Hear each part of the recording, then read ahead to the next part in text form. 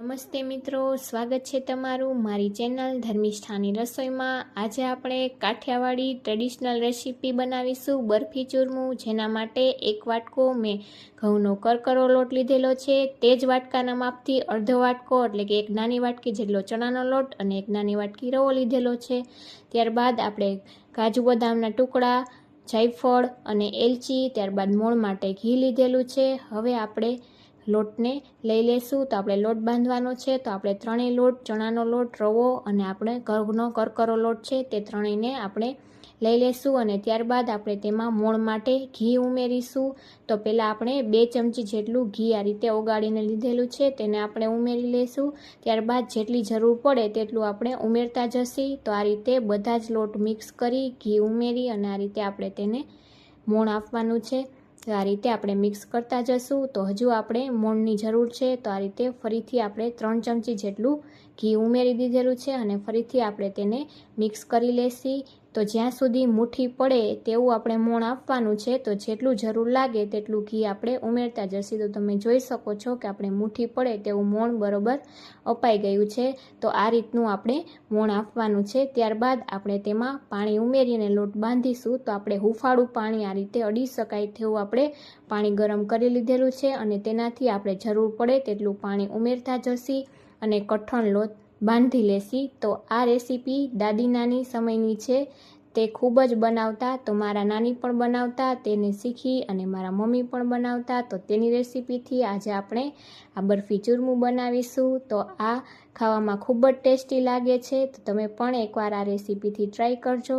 તો આપણે કઠણ લોટ બાંધીને તૈયાર કરી લીધેલો છે। હવે આપણે તેના આ રીતે મુઠિયા વાળી લેશી। તો તમે આ રીતે મુઠિયા વાળી અને બનાવશો તો એકદમ સરસ ફટાફટ બની પણ જશે। તો આ રીતે બધા જ મુઠિયાને મેં વાળી લીધા છે અને હવે આપણે તેલ ગરમ કરવા મૂકેલું, તે તેલ ગરમ થઈ જાય ત્યારબાદ આપણે તેમાં મુઠિયાને ઉમેરી દઈશું અને આપણે મીડિયમ ગેસની ફ્લેમ પર મુઠિયાને તળી લેશું। તો એકવાર આ રેસીપીથી તમે બરફી ચૂરમું બનાવીને ટ્રાય કરજો। તો બજારની મીઠાઈ તો આ બરફીની સામે ફીકી જ લાગે છે। તો એકવાર તમે આ રેસીપીથી બરફી ચૂરમું બનાવીને ટ્રાય કરજો। તો આપણે આ તળી લેશી મુઠિયાને। તો મુઠિયાને તળાતા 5 મિનિટ જેવો સમય લાગેલો।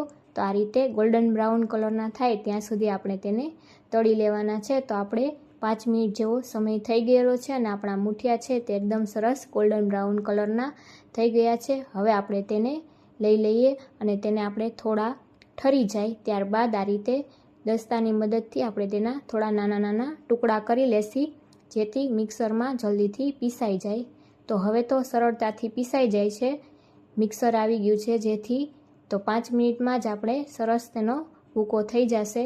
તો આપણે મિક્સર જારમાં ઉમેરી અને તેનો ભૂકો કરી લેશી અને ત્યારબાદ આપણે તેને ચાળી લેશી ચાળણીથી। જો તમારો ભૂકો એકદમ સરસ હોય તો ચાળવાની જરૂર નથી, નહીં તો આ રીતે ચાળી અને જેટલો પાછો મોટો હોય તેને ઉમેરી અને પાછો તેને ભૂકો કરી લેશી। તો આ રીતે આપણે બધો જ ચાળી લેશી।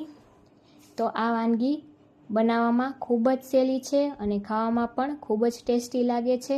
તો આ રીતે મેં બીજો બધો જ પણ આ રીતે ભૂકો કરીને લઈ લીધેલો છે।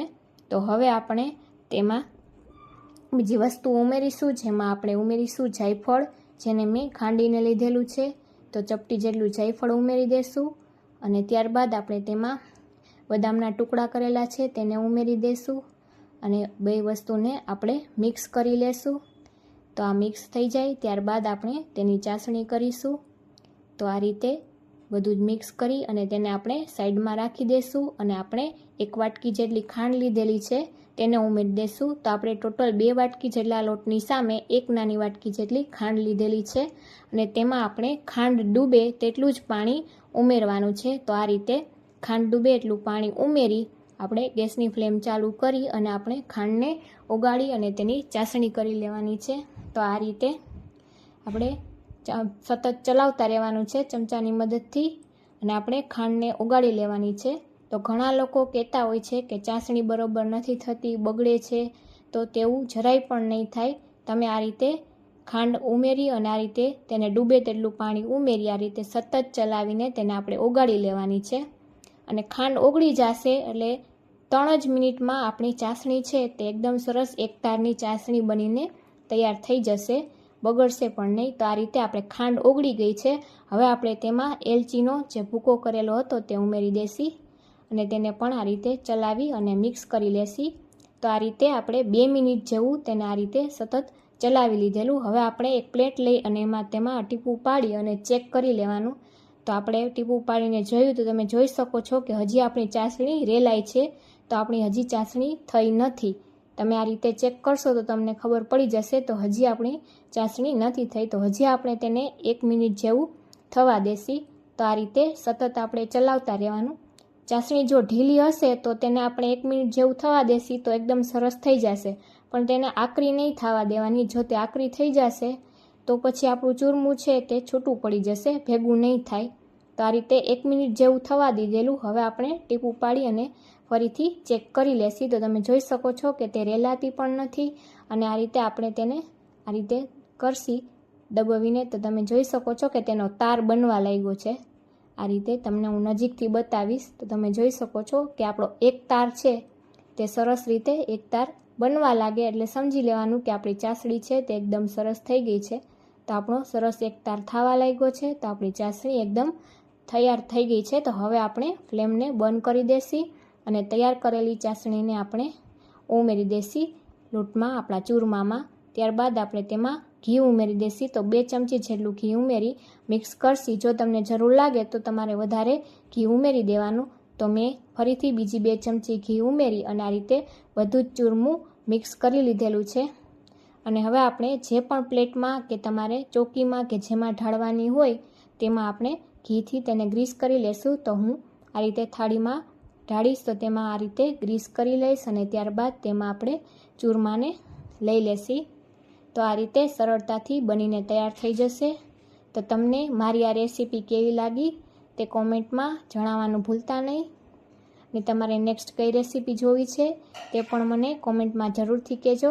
તો આ રીતે બદામના ટુકડા ઉપરથી આપણે ઉમેરી અને તેને પણ આ રીતે પ્રેસ કરી દેશી અને આપણે ગરમ ગરમમાં તેના કટ નહીં કરીએ, આપણે તેને અડધી કલાક માટે રહેવા દેશી અને ત્યારબાદ જ આપણે તેના કટ કરીશું, જેથી કરીને ચૂરમું છે તે એકદમ સરસ સેટ થઈ જાય. તો આપણે અડધી કલાક માટે તેને આમનામ રહેવા દીધેલું. ત્યારબાદ આપણે તેના કટરથી કે આ રીતે ચાકુની મદદથી તેના કટ કરી લેવાના.